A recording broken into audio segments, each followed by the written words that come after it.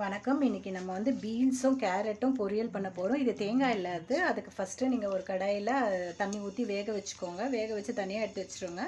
அப்புறம் ஒரு கடாய் வச்சுக்கோங்க. கடாயில் வந்து கொஞ்சோண்டு எண்ணெய் போட்டுக்கோங்க. எண்ணெய் போட்டுட்டு கடுகு போட்டுக்கோங்க. இதில் ஸ்பெஷல் பொடி ஒன்று வருது.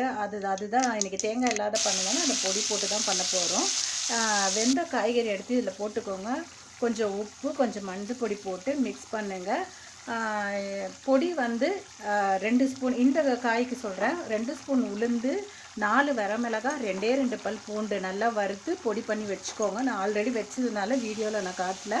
அப்புறம் மஞ்சள் பொடி போட்டதுக்கப்புறம் மிளகாத்தூள் கொஞ்சம் போட்டுக்கோங்க, வீட்டு மிளகாத்தூள். அது போட்டு நான் சொன்ன பொடியை போட்டு நல்லா வணக்குங்க. நல்லா வணக்கிட்டே இருக்கும்போது உங்களுக்கு ஒரு பதம் வரும். இந்த தருணத்தில் எனக்கு சப்ஸ்கிரைப் பண்ணுங்கள்.